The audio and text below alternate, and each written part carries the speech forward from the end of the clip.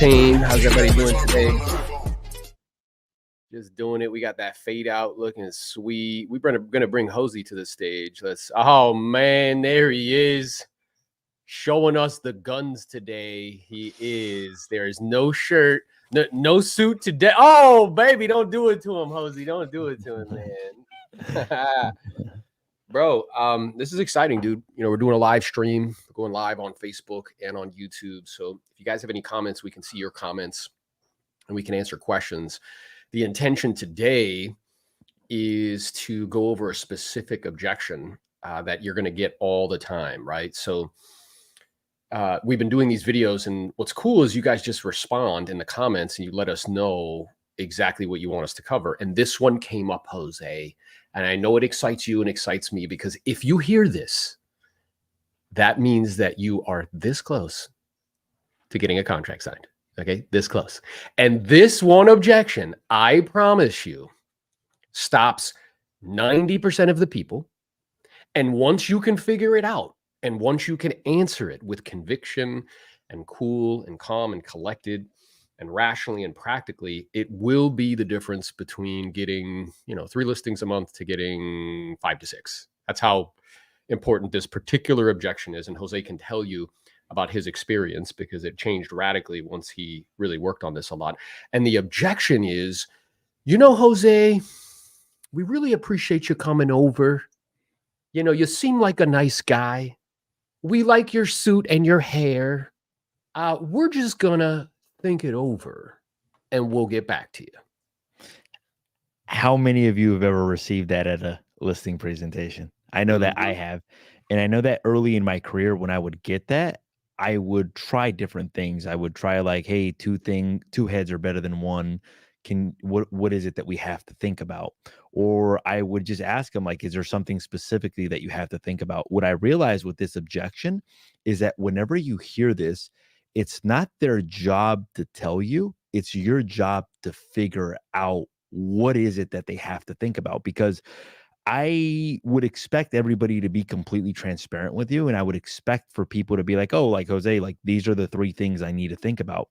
But for whatever reason, whenever you hear this, most of the people are typically vague. And that's where most people get stuck. Most people get stuck because they're like, hey, we like you. We just need a little bit of time to think about it. We need a little bit of time to pray on it. And if you don't know how to handle it, then at that point, it leads to you walking away from that listing appointment with no contract signed. However, if you dig a little bit deeper, you can actually handle this objection and really just put the cards on the table as well, too.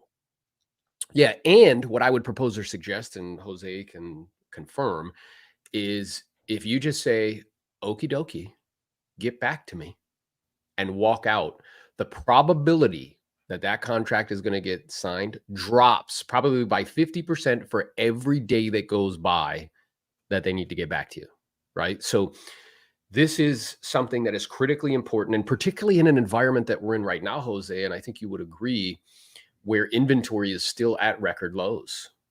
I have a coaching client out in your neck of the woods over in West Hills, and he told me they have less inventory now than they did last year, which seems like wild, right? So you're going to be competing for these opportunities. So let's get into it. So somebody says to you, Jose, they're like, you know what? We appreciate you coming out, and we just want to think about it, pray about it, talking amongst ourselves, and then we'll get back to you maybe by Monday. Today's Friday. We'll get back to you on Monday. So I would say typically I handle that in 2 ways, and I'm going to talk about the 2 ways real quick, and then I'll jump into it. So the first way that I typically handle it if you are following the 5-step listing process, which means that you pre-qualified that appointment, in that pre-qualification, you should have some notes on what are some things that are like things that they're going to have to think about. So like if they in the pre-qual told you, hey, look, I want this price, and you presented a different price or the market's recommending a different price, then that's probably one of the things that they're going to have to think about. If in your pre-qualification they said, oh, like we're looking for a lower commission, and when you show up, obviously you give the value proposition and you're like at a higher percentage than what they're saying, that could be one of the things that they think about. So the first way that I can handle it is I could just be very direct and say, look, Jose, I know that when we spoke over the phone, you told me that the commission was one of the things that was important to you. I know that you mentioned to me over the phone that you wanted to be at 4. We're at 6. Is this one of the items that we need to think about? And then basically address it right there on the spot. The other, you can do the same thing for price as well too. I know, hey, look, over the phone, you mentioned to me this. That's a very direct way, and I've done that in the past. Usually, I like to go through a discovery process where if Aaron says, hey, Jose, look, we like everything you have to say, I need to think about it, I'll say something like, it's a big decision, isn't it? What I'm doing right then and there is I'm aligning myself with them immediately with them. And then what you're going to see is you're going to see them nodding their head, and they're going to be like, you're right, Jose, it is a big decision, blah, blah, blah. And then I go into the pattern that is a discovery process. So I'll say, because it is such a big decision, Jose, what I have found is that when we break a big decision down into smaller decisions, it typically makes the bigger decision easier to make. Can I explain to you what I mean by that, Aaron? Sure. Okay. So there's really 3 small decisions that we would have to make here today. The first one is whether or not you actually want to sell the property.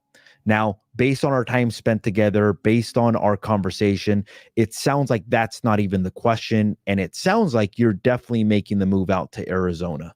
Is that correct? Yeah, that's right. We're definitely going to move.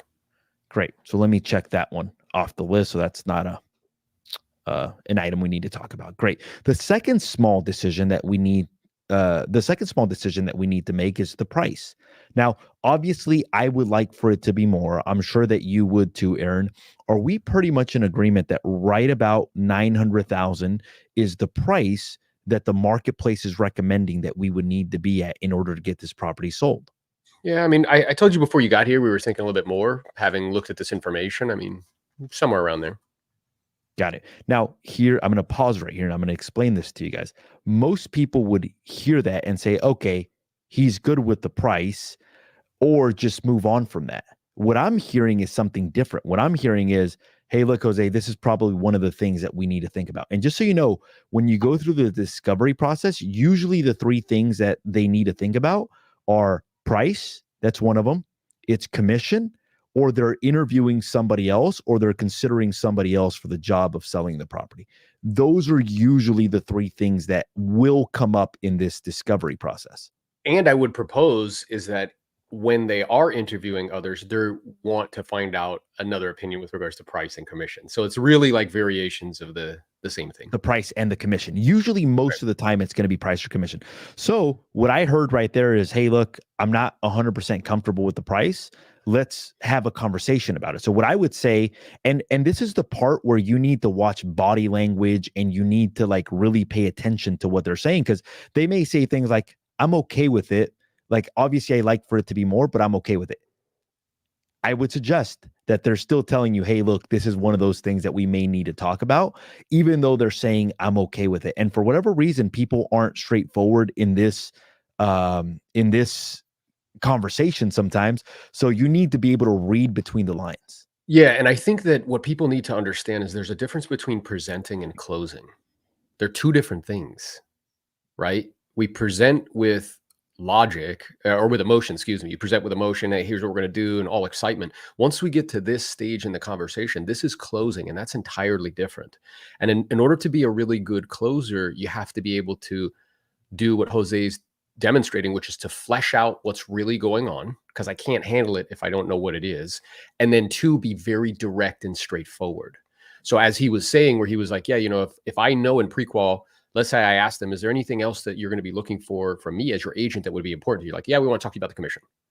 So if we get to the end and they're like, we want to think about it. Well, he knows with a high degree of probability that's on their mind. So he might say something like, well, I appreciate that. I know this is a big decision. You want to make sure you're making the best decision possible. I know in preparation for connecting, you mentioned to me that the professional fee was really important to you. Is that one of the things that you want to think about? And then be quiet. Because what you're doing there is you're being direct, but I'm fleshing it out. You see, I think a lot of you guys try to handle things without even knowing what it is. And there's nothing more kind of discouraging than thinking you handled the objection and it's not actually the objection. There's something else behind it. You know what I'm saying? Like you didn't even address the real thing. So you just have to be, again, direct and straightforward. And the way Jose's doing it is textbook. Fleshing it out. It's just fleshing it out. Like, what is it? Think about it like what came to mind is like a grenade, right? Where it's like, I want to flesh everything out. Like, what actually is it? Is it the price? Is it the commission? Is it, you're going to interview another agent because you think they're going to give you a better price or a commission, right? But you won't know this unless you go through this sequence. And when Jose said, listen, yeah, I know this is a big decision. You want to make sure you're making the best decision possible. That is acknowledgement. It's not agreement. Those are two different things. I'm not agreeing with you that, yeah, you should think it over for like a week. Instead, I'm acknowledging, hey, I get it. It's a big decision. You want to make sure you're making the best decision possible.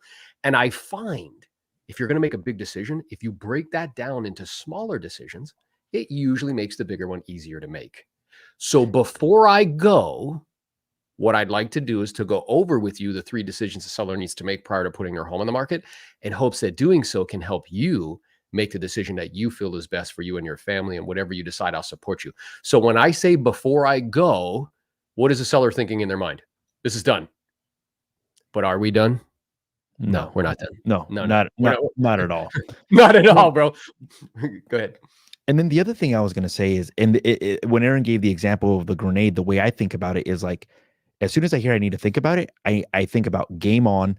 I need to figure out what it is that they need to think about. I'm going to go through a series of different layers to try to figure that out. And once I figure that out, then I could actually handle what it is that they need to think about.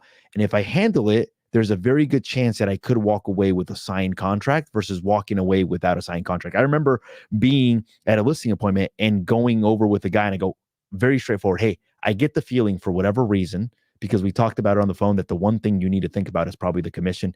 He looks at me, he laughs at me, and he goes, how did you know? Mm-hmm. Like almost like Jedi level type of things. So I'm going to go back to the price. So if I notice any hesitation, if I notice like anything in his voice, anything in his body language, like the arms being crossed, I may say something like, look, Aaron, I get the feeling that one of the things that you need to think about is the price. I'm going to recircle back to this because I want to make sure that you feel absolutely comfortable and you feel absolutely confident with the price. And I want to make sure that you feel comfortable with that. Is that okay with you? Sure. So, and then even when I'm telling them, I want to make sure that you feel comfortable. I want to make sure that you feel confident. It's showing that I care, and I want them to be like, feel good about this decision, because it's a feeling sometimes. Do I feel good about listing my home with you? Do I feel good about the price that I'm going to put the property on the market at? Do I feel good about this conversation, Exactly. And people don't buy products and services. They buy feelings and identities. So that's why we want them to feel good. And you can even say that. So like, look, I'm sensing that it seems to be perhaps one of the things you want to think about is the price. And I want us both to feel good about what we're doing. Otherwise, we won't do it. So if you did decide to hire me, I want us both to be on the same page. So would it be okay if I went over that again with you, so that way you felt comfortable and confident? Would that be okay? And they're like, yeah, that's fine. So, we looked at this information very closely. We saw what's active on the market and not selling. We've seen what's sold and closed most recently. If you were a buyer, not a seller, because I know those hats are different. And if you were going to buy this place all over again, and you saw that the last 3 closed transactions in the community was 950, 942, and 935. I mean, honestly, as a buyer, where do you think you would feel comfortable making an offer that you believe would be reflective of fair market value? So instead of you going into, this is what it is, and this is why it needs to be, or my favorite, specifically, what causes you to believe, like, you're just going to get defensive. You know what I'm saying? So instead of that, put it on them. and then be quiet. And they'll be like, well, yeah, I mean, I guess I see your point. I just wanted more. It's like, yeah, trust me, I do too. We get compensated more money the more we help you sell it for. You know, at the same time, I'd much rather earn your business with integrity, being honest and straightforward about what's reasonable and realistic versus promising you something I know is not going to happen and not be able to deliver. I mean, that is what you're looking for from an agent, isn't it? They're like, yeah, well, I mean, you found what you're looking for. We're definitely moving in the right direction there. So do you feel comfortable and confident in terms of where we're going to get started off at? And they're like, well, let's say they hesitate some more. You're like, okay, well, we have a couple options at our disposal and you're the boss. Whatever you decide, I'll support you 100%. Okay. One option is we start higher than that. The logic is I can always come down. I can't go back up. And I want to leave room to negotiate. Now, when you say that out loud, they're all going to go like this because that's what they're thinking. And then, and you're like, yeah, it's not a bad strategy. Now, what most of you guys do is make it bad. Don't do that. You say like, hey, it's not a bad strategy. It just has some particular challenges. So what I'd like to do is to go over with you some of the challenges so that way you're clear, you know, and you can make a decision you feel is best. The first challenge is that it usually takes longer. You know, we've seen here your neighbors have been asking those prices and, you know, it hasn't been working. You know what I mean? They've been on the market for 65 days and that hasn't sold. Let me ask you this. What would happen if we were still here 65 days from now and the home wasn't sold? What would that mean for you and your family? Quiet. Again, getting them to self-discover instead of me telling them, right? Then the second challenge is one of the first questions that buyers ask me when they come inside of a property is how many days has this been on the market? Now, why do you think they ask me that? Well, you know, they want to see if other people want it. Exactly. So there's perceived value that's tied to time. So as time goes by, do you think the perceived value stays the same or do you think it goes down? Well, I guess it goes down. Yeah. So we start to see offers come in less and less. And you don't want that, do you? I'm like, well, no. Okay. So that's the challenge with that strategy. The second strategy is we position the property very competitively. By that, what I mean is very close to what's sold and closed most recently. And what ends up happening in that environment is we get multiple people interested. And even now with interest rates the way that we are, we can get multiple offers, right? 4, 5, 6 offers. And I'm curious, if you're negotiating, who ends up winning in a negotiation, the seller or the buyer when there's 5, 6 offers on the table? Well, the seller. And why is that? Well, because, you know, they have something that people want to buy. Exactly. And you get the best terms and the best conditions. Now that is what you want, right? Yeah. So again, either one of these options are okay. My question is based on what you're looking to accomplish and why, which one do you think would serve you best? Now, let's say here, Jose, they say, well, we met with this other agent and they told us that we could get 975.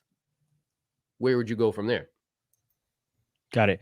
Is it okay if I finish off the pattern, just the 3-step pattern? That way they can, and then we're gonna go over the 975,000 price. So what I did on that pattern is I isolated bait. So I said, hey, I'm going to recircle back the price. I'm not handling it right there on the spot because you want to go through the 3 things because you don't even know if there's one more thing that could be an issue. So I'm going to say something like, okay, look, I'm going to put I get the feeling that one of the things that you want to talk about is the price. I'm going to circle back to the price because I want to make sure that you feel absolutely confident. The last small decision that sellers typically need to make is the agent selection of who's going to help them sell the property. So obviously we've met in person. You've read some of our reviews online. We've gone over some of the marketing plan already as well too. Am I the type of agent that you want fighting tooth and nail to help you get every single dollar out of this property? And at that point, they're either going to say, well, we're not sure. They're going to say yes, or they're going to say no. If they say yes, then at that point, you're like, okay, great. It sounds like you've already decided that you want me to help you with the sale.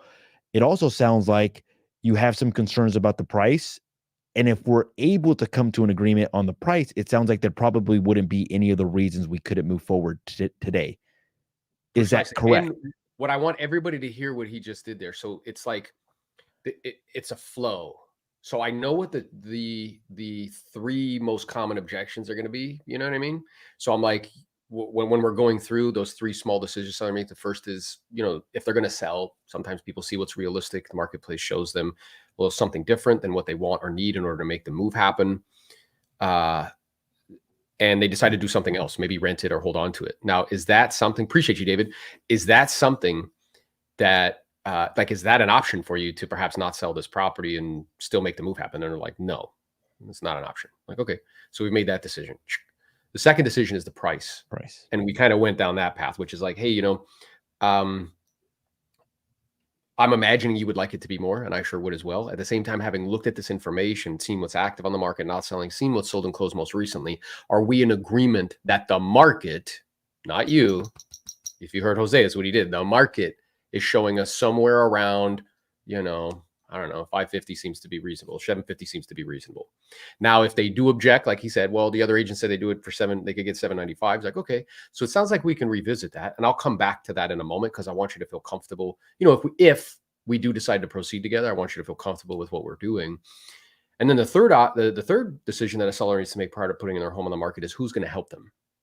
And you strike me to be very straightforward and to the point. I'm the same way. So based on our time spent together today, based on the conversation we had in preparation for connecting, based on what you've seen online, our track record and reviews, do you feel comfortable and confident with me that I can help you sell this home and I would look out for your best interest? And be quiet. You're basically asking them to their face, are you going to hire me? Like, do you feel comfortable hiring me?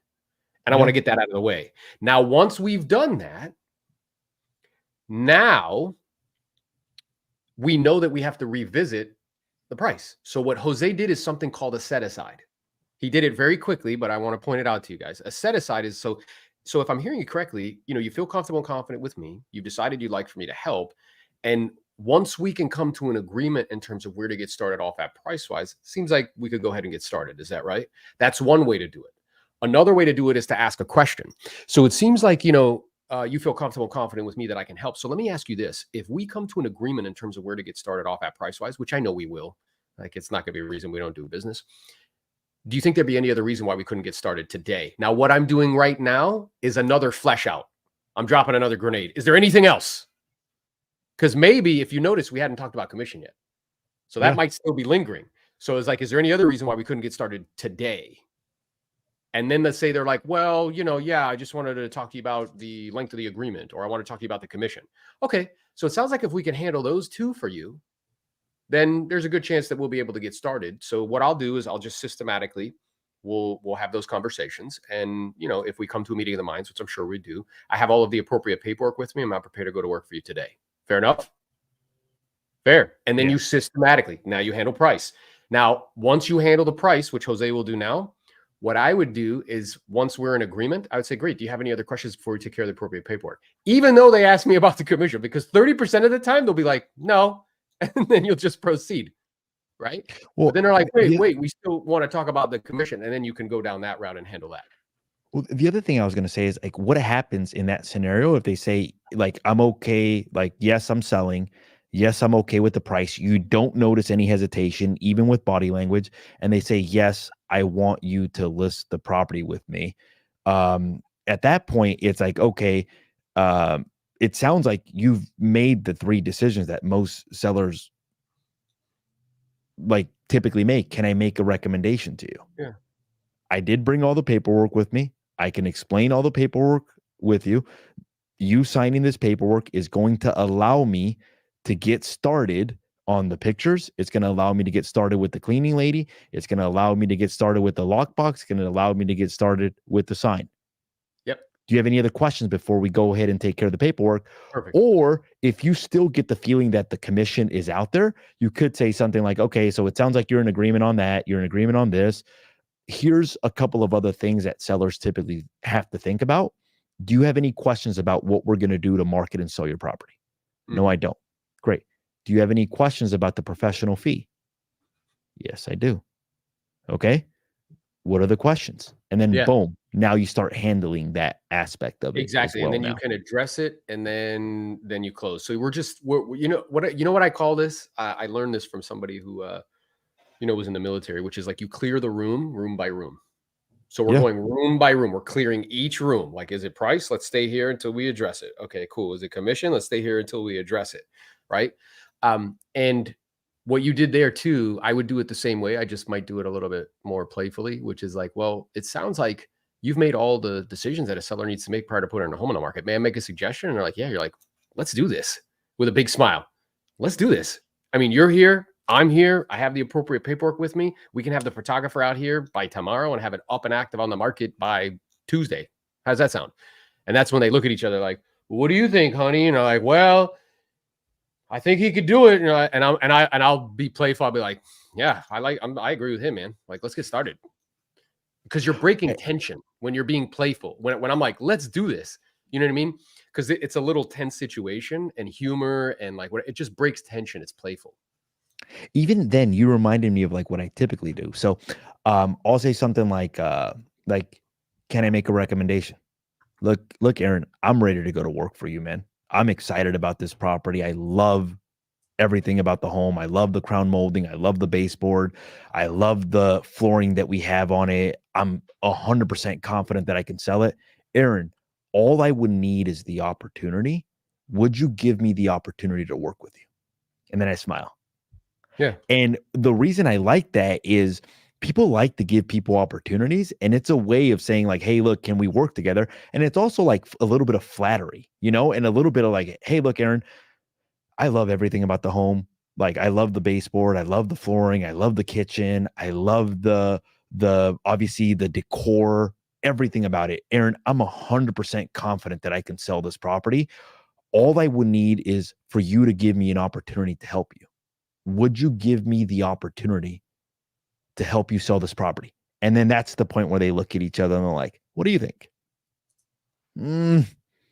Okay, Jose, we're Yeah, ready to exactly. go. So, and the point is that most people don't ask. I was on one of our group coaching calls, Jose, with the Elite Builders Nation, coast to coast. Did you see this cup, bro? God damn, bro. Mhm. Oh, wow, bro. So, and what I was telling them is like, knock and the door shall open. Ask Yeah. and you shall receive, but it requires you to ask just straight up. And that's what Jose and myself are demonstrating, right? So there is a track that we're following. Okay. I'm Mhm. clearing the room. Is it price? Is it kind of like, are you going to sell? Because sometimes, like that might be it. Like maybe we decide to do something different because the marketplace isn't in alignment with what our expectations are. Number two, is it price? And number three, like, is it me? Then from there, maybe perhaps the commission thing pops up. And then if it does, we can handle that. And we can use a set aside, which is if we can come to an agreement on that today, would there be any other reason why we couldn't get started right now? And then just be quiet. Now, what I'm also aware of is with this like thinking over thing, after I go through that track, and let's say there's still a little, like a little hemming and hawing, like, well, we think we still want to talk to the other agent. I'm not the kind of person that makes decisions quickly. And I'm like, okay. And I do, I really respect that. What's interesting is that one of the reasons why people like you hire me, Jose, is because I get contracts signed. I mean, that's what you would expect me to do as your agent, isn't Mhm. it? And they're like, well, yeah. It's like, well, and imagine like I had let's say you decided to hire me and a Yeah. buyer came into the property, right? And you overheard because for some reason you were there. They were like, oh my God, I think I want to make an offer. And you're like, oh, this is great. And then you heard them say, oh, we think we want to make an over full price offer. And you're like, oh my God, like Aaron's amazing.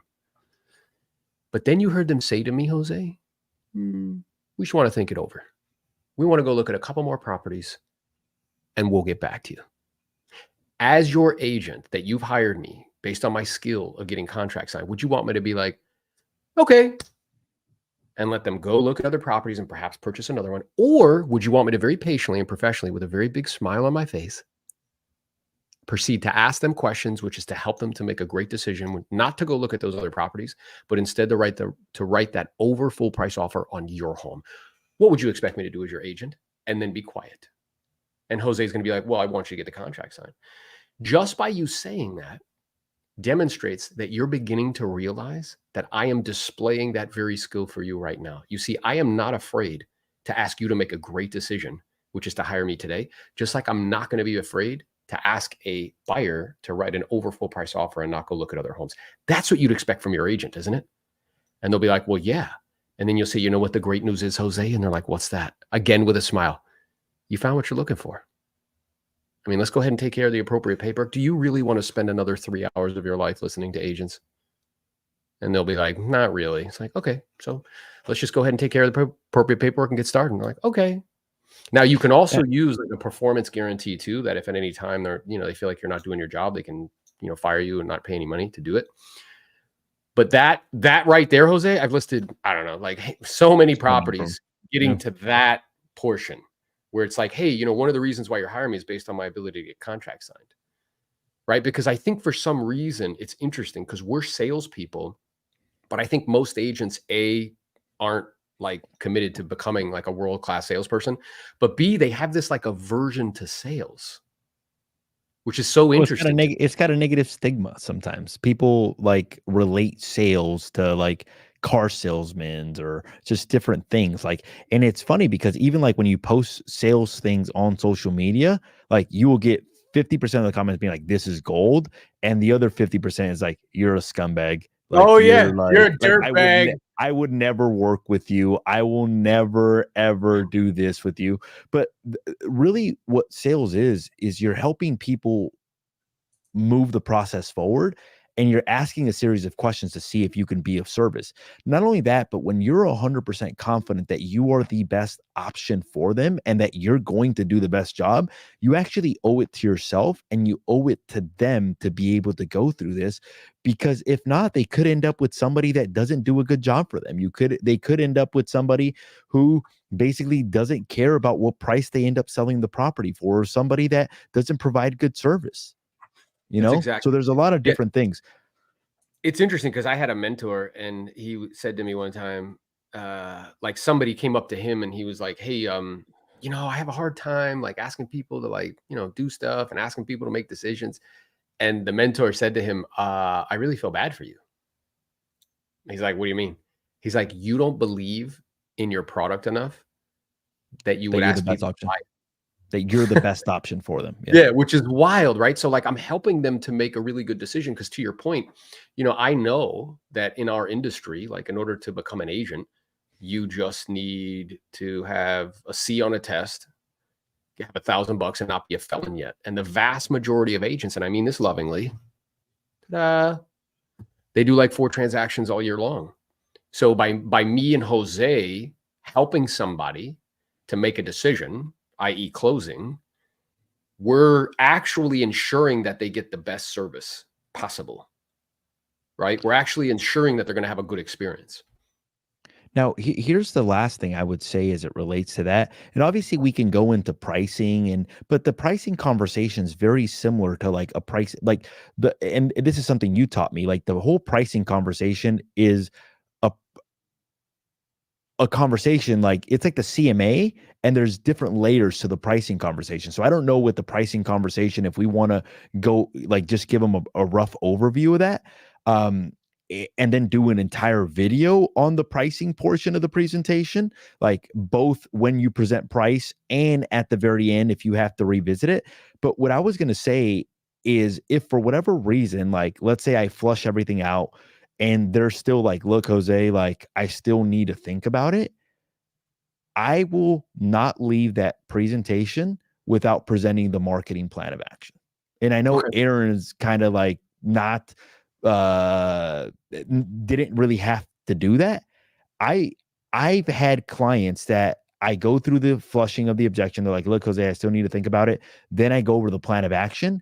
And then once I go over the plan of action, I've heard comments like, Jose, look, before you went over the plan of action, I wasn't really sold on you 100%. Now I'm actually very confident that you're the right person. Still give me a day or two and I'll make my final decision. Or they'll say something along the lines like they'll get excited about it and it'll give me an opportunity to close again. So I'll go over the marketing plan of action. I'll say something like, look, Jose, I'm not going to go over all 22 steps. I think by now you have a pretty good idea as to what I'm going to do to market and sell your property. Once again, Jose, I'm excited to go to work for you. I'm excited about representing you on the sale of this property. I believe in this home. I'm confident I can help you get top dollar. All I would need is the opportunity. Would you give me the opportunity to work with you? And I shut up. And then at that point, they look at each other and they're like, okay, got it. But Or I may say something along the lines like, if, for example, like they're interviewing other agents, I may say something along the lines like, look, Jose, I know that you're going to interview other agents. I want to make sure that if you're going to compare other agents, that you're comparing apples to apples versus apples to oranges. What I like to do next, if it's okay with you, is I like to go over step by step what I'm going to do to be able to market and sell your property. Is that okay with you? Yeah. And then what I did, and the reason I had to do this in my market is remember when I told you that I went on like on 100 listing presentations, I only took about 5 of them. I Yep. would ask them for feedback every single time. I would be like, look, like I'm looking to grow my business. Obviously, I'm looking to improve. Like, would you mind sharing with me like what was the reason why you decided to go with somebody else? And a lot of times it was like, oh, the other agent said that they had buyers from China, or I the know. other agent said that Bro, that's or so the true. In my neck of the woods, it's buyers from Venezuela. Yours, it's China. It's fantastic. yeah, they said that they had access to cash buyers. They said that they had access to buyers in Los Angeles, which we all know that like different agents will say a lot of different things. And the reality is that if it's marketed correctly and priced correctly, it will sell. But like all of these agents are saying all of these different things. And what I realized is that I was losing not because I wasn't as good of an agent or because I wasn't going to do a good enough job. It was because I I wasn't presenting what I was going to do to help them market and sell the property, and I wasn't selling myself enough as it relates to the service. Now, in days I have to sell myself a little bit less just because of the reputation I have in town. Hey, But because he's kind of a big deal. Yeah. but back even when I started, and still you'd be surprised how many people still don't know who I am or don't know the services that we have to offer. So whenever I know that that's the case, I'm going to go over that and I'm going to present that to them. And we can do a separate video on the marketing plan of action, but that's a different way of handling it. And then recircling back saying, look, I'm ready to go to work for you. All I need Yeah, is the opportunity. Would you give exactly. me the opportunity to work for you? So the key thing I want people to take away is there is a track that you follow, right? And we're trying to flesh out what it actually is. Once we flesh it out and we isolate it to either one or two things like price and commission or price and length of the agreement or whatever it is, then you do a set aside. So let me ask you this, because you strike me to be someone who's super straightforward. I'm the same way. So if we can come to an agreement on those two issues, do you think there'd be any other reason why we couldn't proceed today? And then be quiet, right? And let's say they're like, well, no, I don't think so. It's like, okay, great. So let's go over them one at a time, You start handling them. and then we'll take it from there. And you handle them one at a time, And right? and you guide them. You're like, okay, so the first thing we're going to talk about is we're going to talk about the price. Right. And then you start Exactly. handling the whole price Yeah. thing. You're And like, and then okay, when you go into that, again, it's how you do it. So it's not like, well, what causes you to believe? It's like, so the first thing we'll talk about is price. And I want to be clear, price is a strategy in an attempt to get the most. So we'll go over the strategies that you have because I want you to feel comfortable with the one we end up choosing. And whatever you decide, I am going to support you 100%. It puts them in the driver's seat. You can give them the information and they make a decision. Now, let's say they decide in this conversation, hey, I want to start a little bit higher than that. I know the other one started higher and I know they're on the market for 60 days, but it would make me feel better on the inside just to give it a try. And you're like, okay, cool. Let me ask you this, Jose. Let's say that we see after like 2 to 3 weeks tops that the marketplace isn't responding favorably. So in other words, we're getting showings and no offers or very few showings, if any at all. At that point, would you be prepared to make an adjustment? And then be quiet, because what I'm doing is upfront managing that expectation, right? What most agents do is they say like, I think, I believe we can get, and then they back themselves into a corner. And then when it comes time to ask for a reduction, they'll say like, well, you told me, Jose, you know what I'm saying? So let's say they're like, yeah, I'd be okay with that. Okay, great. So I'll make a note of that. So it seems like we're in agreement there. So the next thing to talk about is the professional fee. So I'm curious, what were you thinking? And then be quiet. The reason why I ask, what were you thinking before I go into a conversation? Because I want to know what they're thinking. You know what I'm saying? I remember being, I had a person on my team at the time and her brother wanted to sell his property. And he's her older brother. So I knew as the older brother, he's going to like try to like so I'm like, I'm going on that appointment with you. Right. So we go on the appointment. I get them to self-discover where they need to position it at. And it was great advice. They ended up selling it for $10,000 above the asking price. But we get to the end and he's like, I'm like, well, do you have any questions before we take care of the paperwork? He's like, no, I don't think so. But, are you going to give me the family discount on the commission? And in my head, I'm thinking like, okay, maybe like a point. Like, I don't know what he's expecting. So I was like, yeah, sure. For you, we could do that. What were you thinking? And he's like, well, last time we did a deal, my sister gave me $1,500 towards closing cost. So I did one of Jose's patented moves, which I was like, because if I'm like, yes, people, they're going to be like, shit, I should ask for more. So instead, you're just like, normally we don't do that. But for you, we can make that happen. Let's go ahead and take it. And then Jose sticks his hand out, like, shake hands. Let's go ahead and we got a deal. Let's take care of the appropriate paperwork and you can proceed. Even for the price, so whenever I said, okay, great. So the first thing we're going to talk about is the price. You can say something like, what were you thinking? Yeah. About the price. And then they're like, well, to be honest, I was really hoping for like $900,000. Yeah. And when that happens, you have to refrain from laughing out loud or making a face or being like, like, you know what I'm saying? You have to make your body language like neutral. So let's say they're like, I was really hoping for 900. And you're like, yeah, trust me.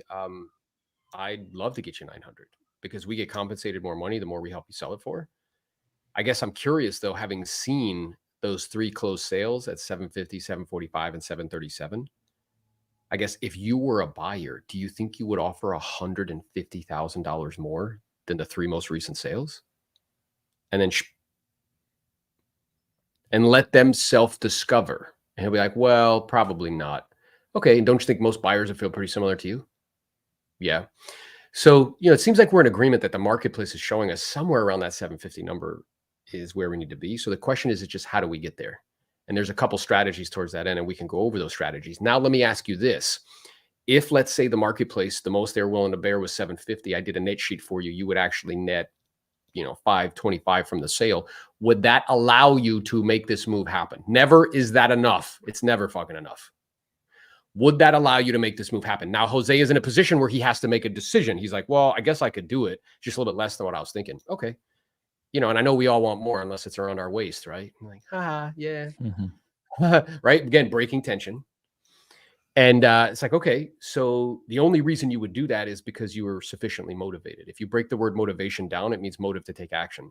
So refresh my memory. Tell me again why you're doing this. And they're like, well, this, and this. And is that still important to you? If you knew that you had to wait 4 to 5 years before you could sell it again at a price you felt more comfortable with, would that be acceptable? It's not acceptable. Okay, so then we have 2 choices. One is we can position the property and get you that, net that we just discussed and help you get one step closer to the move. Or you could just wait. Which do you think makes sense for you and your family? Quiet. Well, I guess we could proceed and just get on the market. Okay. So now we just need to discuss strategy because there's 2 strategies on how to get to that particular number. And then we go over the high, the low, and let them make a decision. So what I'm noticing is happening here as we have this conversation, Jose, like we're digging into those particular objections, and we can do a separate video on those particular objections. What I don't want to get lost for everybody is the track. Somebody tells you they want to think about it. You in your head need to be like, okay, I am this close to getting a contract signed. Because that means the fact that they're thinking about it means that they're going to do something. Yeah. Right. So I'm this close. So then I need to follow that track. It's a big decision. I get it. You want to make sure you're making the best decision possible.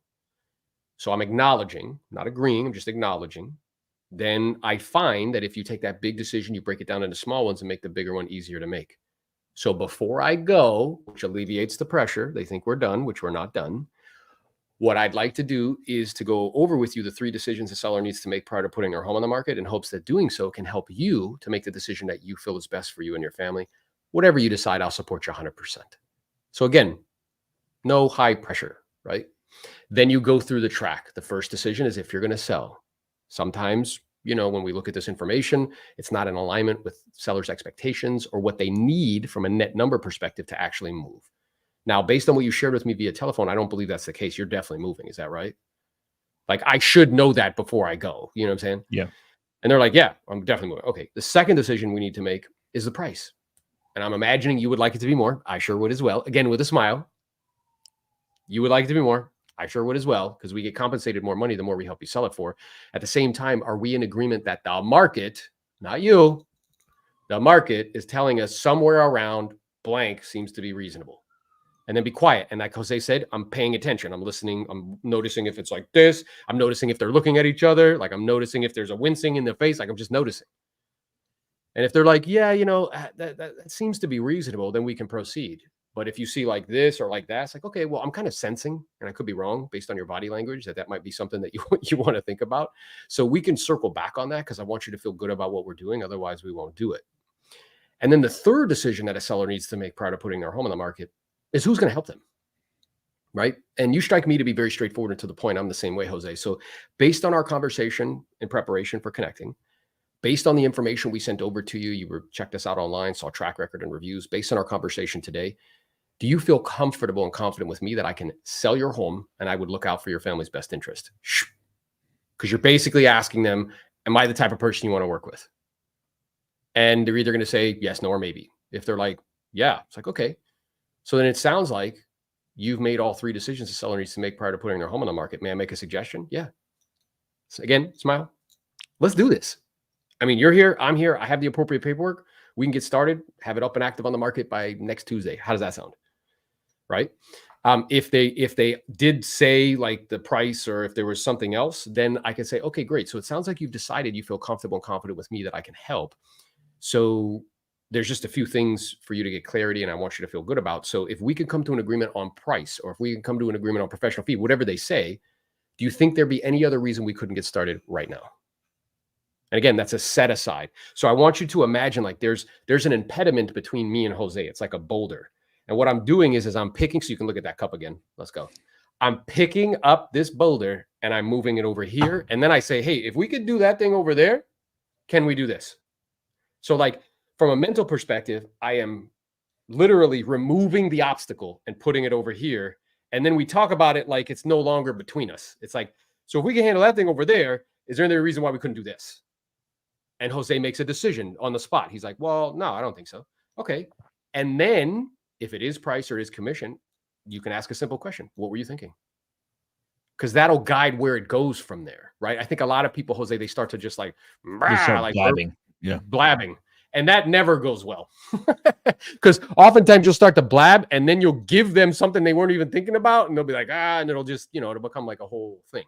So instead, just like, hey, tell me, what were you thinking? And if like they say, if you say that on price and they give like a ridiculous number, then you can handle it the way I just demonstrated.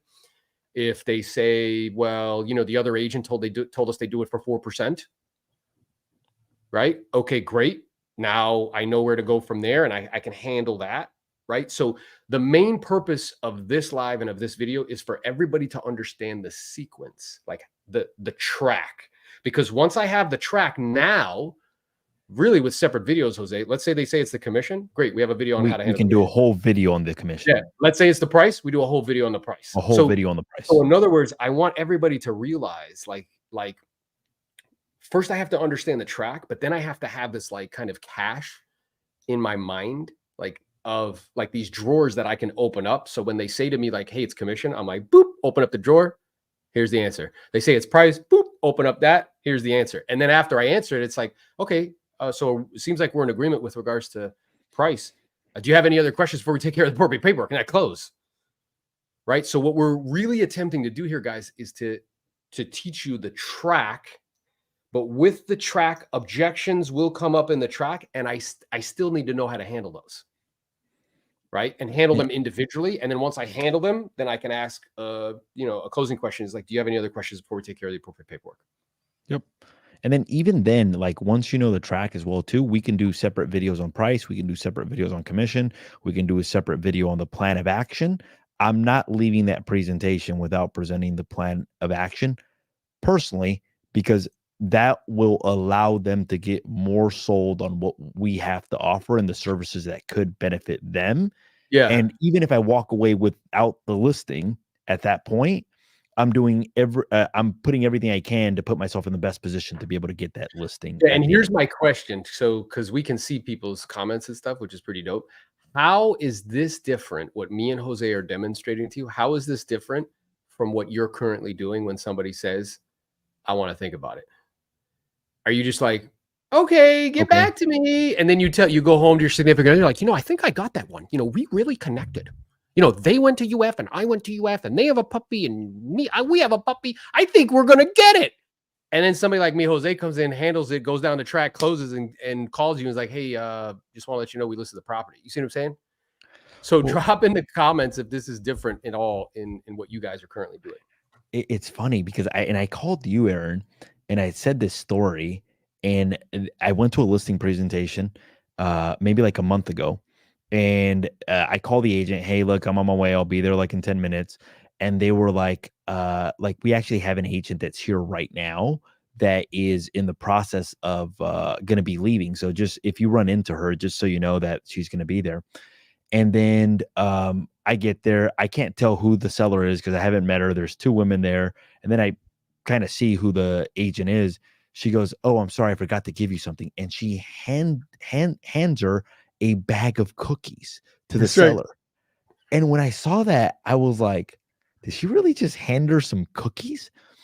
And then when she was walking away, I made a comment. I'm like, can I get some cookies too? Because she was like dodging me, like avoiding me. I don't know why. I was like, can I get some I know cookies why. too? Because she knows you're there to take the damn listing. And then what ended up happening is that I ended up meeting with the owners. We end up going over the price, commission, marketing, whatever we did. And they get to the end of it. They look at each other and they're like, yeah, we're ready to sign the contract. And I just thought to myself, like that other agent, instead of like learning what to say, how to say it, she could have gone a contract signed had she done it before I got there. But instead, her thing was like, hey, look, let me give her cookies. And that was like the first time I've heard about stuff like this happening, but that was like the first time I witnessed it with my Yeah, eyes. you And I called me was like just like, you called me in shock. You were like, bro, is this what people do? I'm like, yeah, dude. Like, like so that's your instead, strategy. Like, I'm just gonna wow you with my cookies, and then like or, because or of the be cookies, super you're gonna nice hire to me. you or try to find some commonality. Like you have a dog, I have a dog. So instead of doing that, let's learn what to say. Let's learn how to say it. Let's learn how to recognize patterns. And if we do that, we will get paid more often, which means you have more money to invest into assets that provide you with residual, which ultimately provides you with freedom.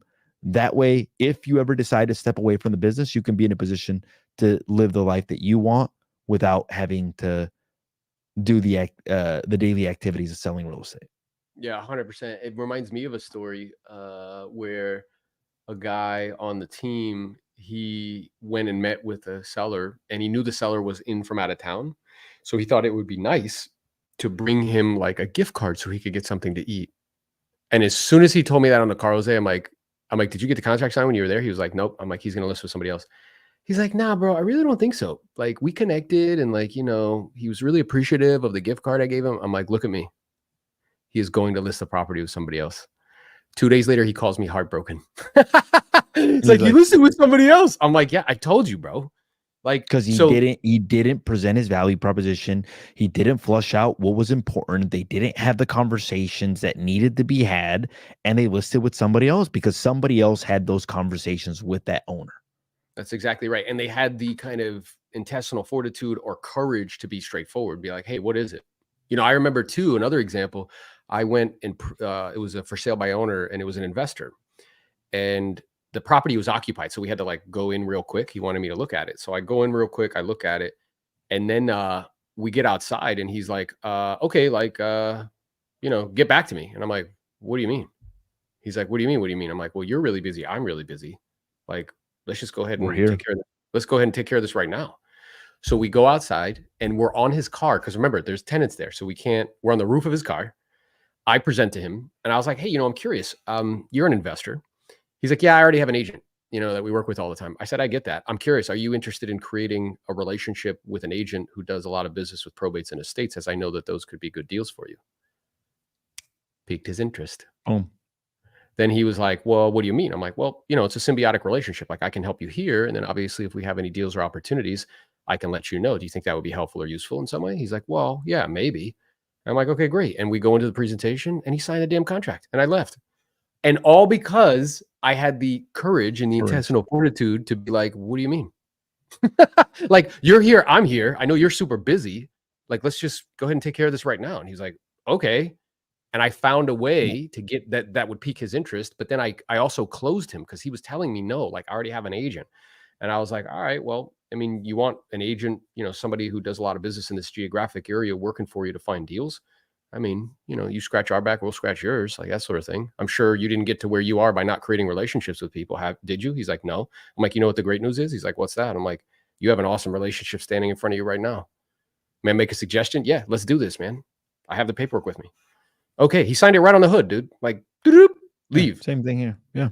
And it's the thing, so like it's knowing what to say in different circumstances, because I've used that line with investors like, hey, look, like no, I've already got an agent that I work with all the time. Well, look, I know that different agents can bring you different deals, like, are you open to establishing new relationships with somebody who has access to this, or somebody who has access to off-market opportunities, or something like that? So it's like, it's learning what to say in all the different scenarios. And once you do that, then you've got the playbook already started. So that's our goal here at Elite Builders. Our goal is to teach you what to say, how to say it, what's working in today's marketplace so that you can get more contracts signed and you can live a better life. Yeah, because eventually, guys, you have to speak to somebody. Eventually. You know what I'm saying? I don't care how you get your leads, whether you, do pay-per-click, whether you do media, whatever it is, eventually you're going to have to talk to somebody. And most people teach mindset because they can't teach tactics. They can't teach you specifically what to say and how to say it. And the reason that they can't is because they haven't actually sold real estate in high volume. So me and Jose have. It's a privilege and a pleasure to be with you. Hope you guys enjoyed this stream. It's going to be on YouTube as well. And if you like this video, be sure to watch the next one. Let's go. Let's grow.